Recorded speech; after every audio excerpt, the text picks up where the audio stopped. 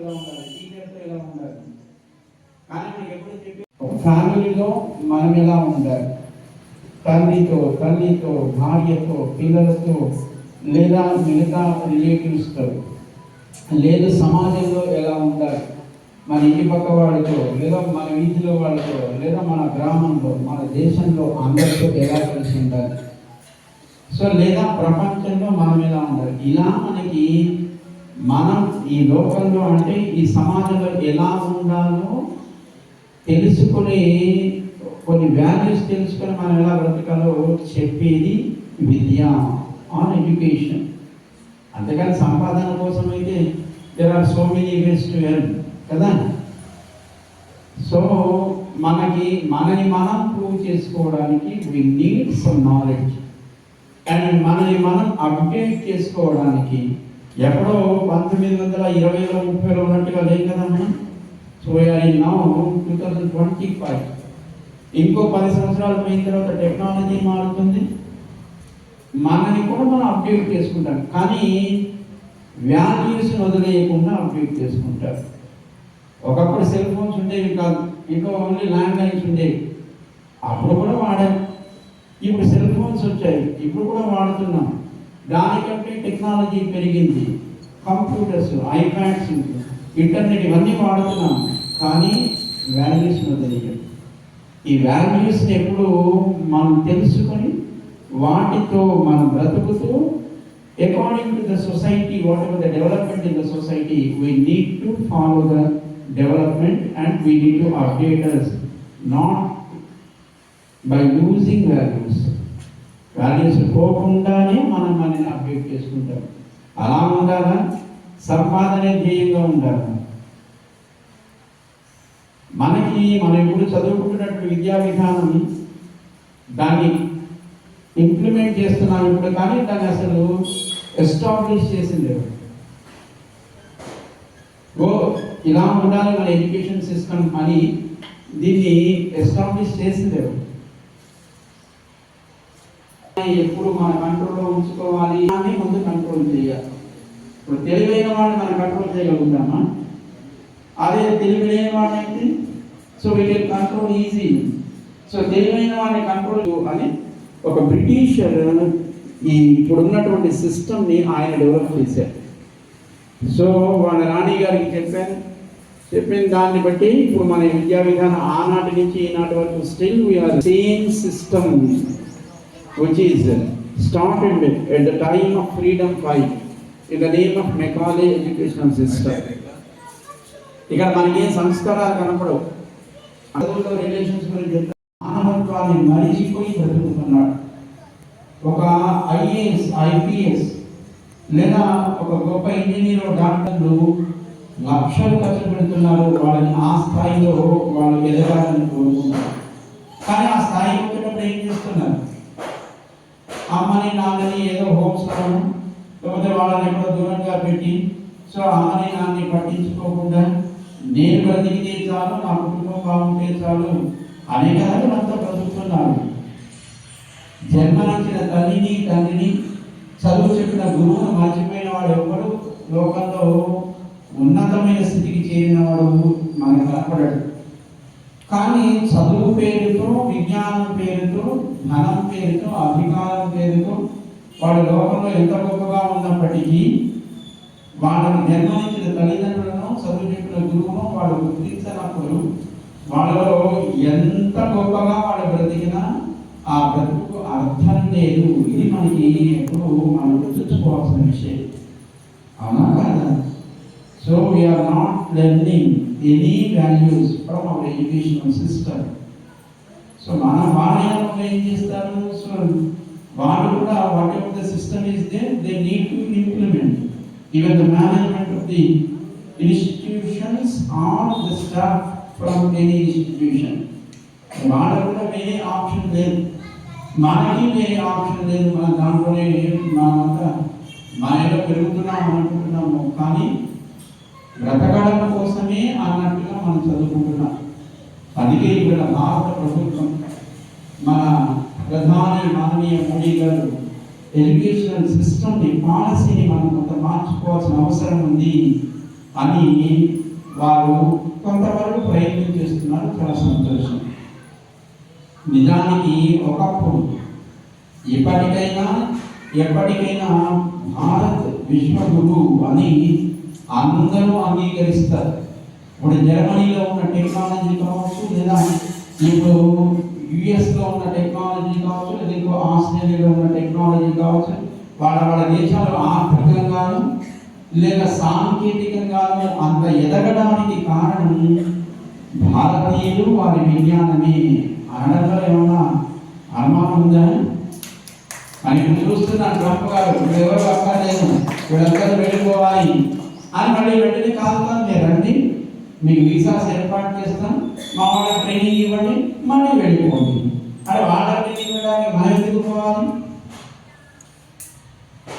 మన వాళ్ళేమో బ్రతుకుతామని పోతున్నారు, ఏదో సంపాదిద్దాం, ఆర్థికంగా కుటుంబాలు ఎదుగుతాయి కదా అని పోతున్నారు. కానీ వాళ్ళు ఏమంటున్నారు, మీరు వచ్చి ట్రైనింగ్ ఇచ్చి మరి మీరు వెళ్ళిపోవాలి. అలాంటి మనం ఎందుకు పోవాలి? ఒక్కొక్క స్టూడెంట్ మీద ఒక ప్రొఫెషనల్ స్టూడెంట్ తయారవడానికి గవర్నమెంట్ కొంత ఇన్వెస్ట్మెంట్ చేస్తుంది. వాళ్ళకి తెలిసినానని చెప్పిన ఓ ఇంజనీర్ తయారవ్వాలన్నా, ఒక డాక్టర్ తయారవ్వాలన్నా గవర్నమెంట్ వాళ్ళు కొందరు 5 lakhs 10 lakhs investing something to make a professional student in the nation. అది మనకి తెలియదు పెద్దగా. కానీ మనం ఏం చేస్తున్నాం, మనం ఇన్వెస్ట్ చేసాం కదా, మళ్ళీ మనం బాగా సంపాదించుకోవాలని అవి అమెరికాకి వెళ్ళిపోదామా, ఆస్ట్రేలియాకి వెళ్ళిపోదామా, లేకపోతే ఇంకో యూకేకి వెళ్ళిపోదామా, మనం బాగుందామా, మన కుటుంబం బాగుండాలని ఆలోచిస్తున్నాం తప్ప మనం ఆ స్థాయికి రావడానికి ప్రభుత్వం మన కోసం వాడు వినియోగించినటువంటి వనరులు, ప్రజాధనం, దాని విలువ మనకి తెలియదు, దాని విషయం కూడా మనకి తెలియదు కనుక దాన్ని ఎప్పుడు మనం పట్టించుకోలేదు. మిమ్మల్ని అమెరికా వెళ్ళొద్దని చెప్పడము లేదా ఆస్ట్రేలియా వెళ్ళొద్దని చెప్పడము అందుకోసం మనం చెప్పడం లేదు. కానీ మనం చదివే చదువుతో పాటు మనం జీవితపు విలువలను కూడా మనం తెలుసుకోవాలి. అది చెప్పడమే ప్రధాన ఉద్దేశం తప్ప అదేంటంటే మేము ఇక్కడ ఇలాగే ఉండాలి, సంపాదన లేకుండా ఏం లేకుండా, ఇక్కడేమో అన్ఎంప్లాయ్మెంట్, ఒక సంవత్సరం తిరిగేసరికి కొన్ని లక్షల మంది ఇంజనీర్స్ తయారవుతున్నారు. కానీ గవర్నమెంట్ సెక్టార్స్లోనూ ప్రైవేట్ సెక్టార్స్లోనూ దానికి తగినట్టుగా ఎంప్లాయ్మెంట్ లేదు. అప్పుడు మేమేం చేయాలి, ఎక్కడ మాకు అవకాశాలు ఉంటాయి అక్కడికి మేము వెళ్ళొచ్చు కదా అని కదా ఆలోచిస్తున్నాం. కానీ మనమున్న ప్రాంతాన్ని, మనమున్న దేశాన్ని మనం చక్కగా దాన్ని సామర్థ్యాన్ని పెంచడానికి ప్రయత్నం చేయొచ్చు, కనీసం ఆలోచించవచ్చునా లేదా?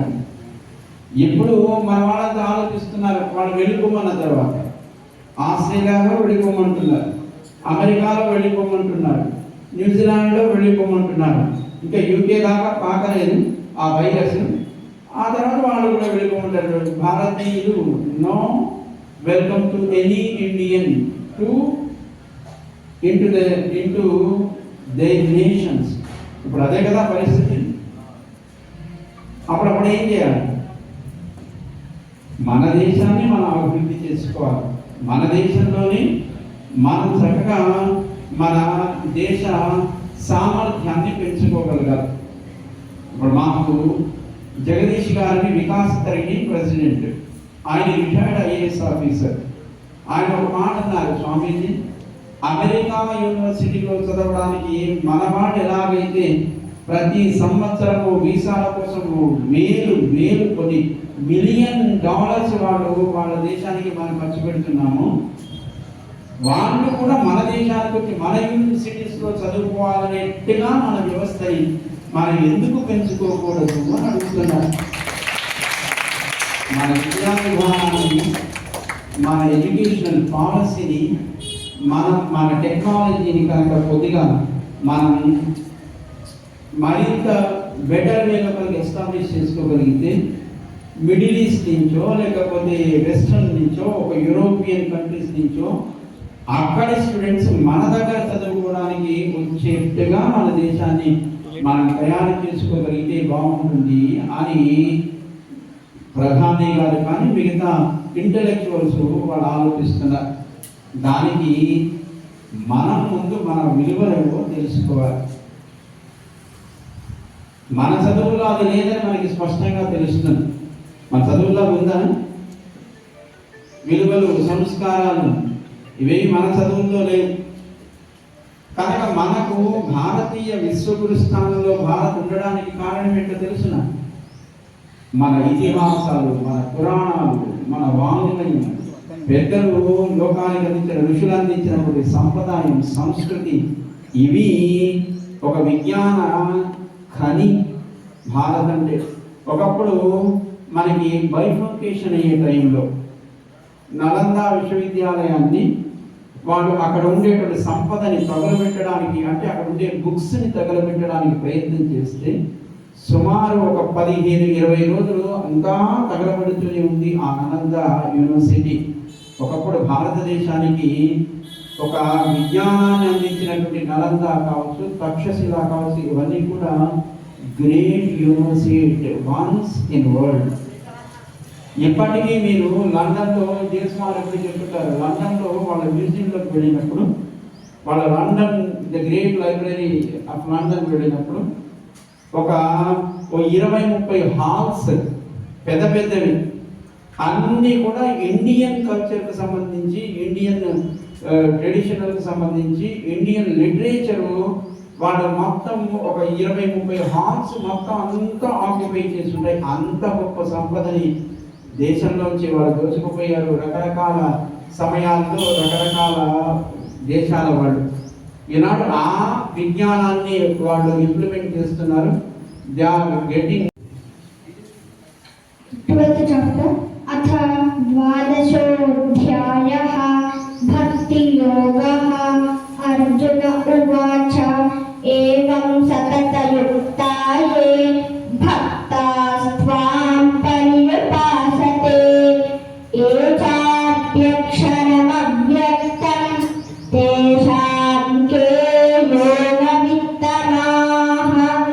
శ్రీభగవానువాచ మయ్యావేశ్య మనో ఏ మాం నిత్యయుక్తా ఉపాసతే శ్రద్ధయా పరయోపేతాః తే మే యుక్తతమా మతాః. జోస్తున్నాడు.